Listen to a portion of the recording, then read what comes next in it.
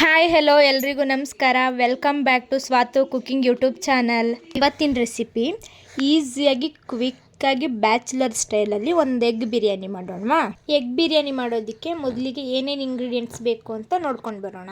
ನಾನಿಲ್ಲಿ ಮೊದಲೇ 3 ಮೊಟ್ಟೆನ ಬೇಯಿಸ್ಕೊಂಡು ಸಿಪ್ಪೆ ಎಲ್ಲ ಸುಲಿದಿಟ್ಕೊಂಡು ಮತ್ತು ಅದರಲ್ಲಿ ಮೊಟ್ಟೆ ಮಧ್ಯ ಭಾಗಕ್ಕೆ ಸಣ್ಣದಾಗಿ ಚಾಕುನಲ್ಲಿ ಈ ಥರ 3 ಭಾಗ ಮಾಡ್ಕೊಂಡಿದ್ದೀನಿ ಮಸಾಲೆ ಹಿಡಿಯೋದಕ್ಕೆ.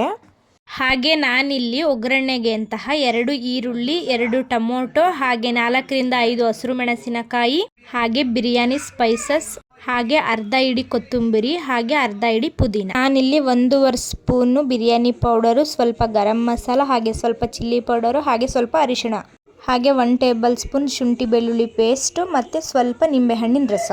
ಇಷ್ಟು ಐಟಮ್ಸ್ ತೊಗೊಂಡಾದ್ಮೇಲೆ ಎಗ್ ಬಿರಿಯಾನಿ ಮಾಡೋಕ್ಕೆ ಸ್ಟಾರ್ಟ್ ಮಾಡೋಣ. ನಾನಿಲ್ಲಿ ಮೊಟ್ಟೆನ ಫ್ರೈ ಮಾಡ್ಕೊಳ್ಳೋದಕ್ಕೆ ಅಂತ 1 ಟೇಬಲ್ ಸ್ಪೂನ್ ಆಯಲ್ ಹಾಕ್ಕೊಂಡು ಸ್ವಲ್ಪ ಚಿಲ್ಲಿ ಪೌಡರ್ ಹಾಗೆ ಅರಿಶಿಣ ಪುಡಿ ಹಾಕ್ಕೊಂಡು ಮೊಟ್ಟೆ ಆ್ಯಡ್ ಮಾಡಿಕೊಂಡು ಫ್ರೈ ಮಾಡ್ಕೊಳ್ತಿದ್ದೀನಿ.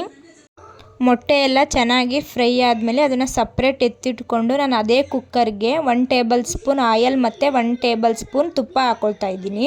ಹಾಗೆ ನಾನಿಲ್ಲಿ ಎಣ್ಣೆ ಕಾದ ನಂತರ ಬಿರಿಯಾನಿ ಎಲೆ ಹಾಗೆ ಬಿರಿಯಾನಿ ಸ್ಪೈಸಸ್ ಹಾಕ್ಕೊಂಡು ಹಾಗೆ ಹೆಚ್ಚಿಕ್ಕಿರುವಂತಹ ಹಸಿರು ಮೆಣಸಿನಕಾಯಿ ಹಾಕ್ಕೊಂಡು ಚೆನ್ನಾಗಿ ಬಾಡಿಸ್ಕೊಳ್ಳಿ. ಹಾಗೆ ನಾನಿಲ್ಲಿ ಸಣ್ಣದಾಗಿ ಕಟ್ ಮಾಡಿರುವಂತಹ 2 ಈರುಳ್ಳಿನೂ ಸೇರಿಸ್ಕೊಂಡು ಚೆನ್ನಾಗಿ ಅದನ್ನು ಫ್ರೈ ಮಾಡ್ಕೊಳ್ತಿದ್ದೀನಿ. ನೆಕ್ಸ್ಟು ಶುಂಠಿ ಬೆಳ್ಳುಳ್ಳಿ ಪೇಸ್ಟ್ ಆ್ಯಡ್ ಮಾಡ್ಕೊಳ್ಳಿ.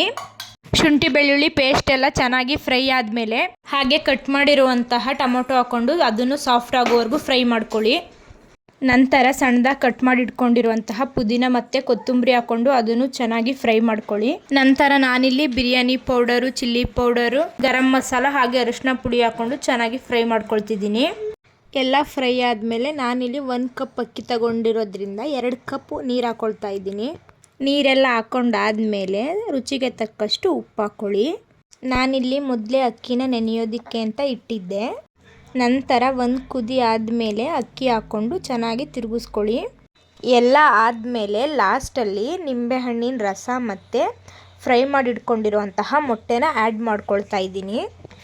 ಮೊಟ್ಟೆ ಎಲ್ಲ ಹಾಕಾದ್ಮೇಲೆ ಕುಕ್ಕರ್ ಲಿಡ್ ಕ್ಲೋಸ್ ಮಾಡಿ 2 ವಿಷಲ್ ಹಾಕಿಸ್ಕೊಳ್ಳಿ. ವಿಷಲ್ ಎಲ್ಲ ಹೋದ್ಮೇಲೆ ಕುಕ್ಕರ್ ಲಿಡ್ನ ಓಪನ್ ಮಾಡಿ ಮೊಟ್ಟೆ ಎಲ್ಲ ಕೆಳಗಡೆ ಸೇರ್ಕೊಂಡಿದ್ದಾವೆ. ಈ ಬಿರಿಯಾನಿನ ಮೊಸರು ಬಜ್ಜಿ ಜೊತೆನಾದರೂ ತಿನ್ಬೋದು ಅಥವಾ ಹಾಗೇನಾದರೂ ತಿನ್ನಬಹುದು.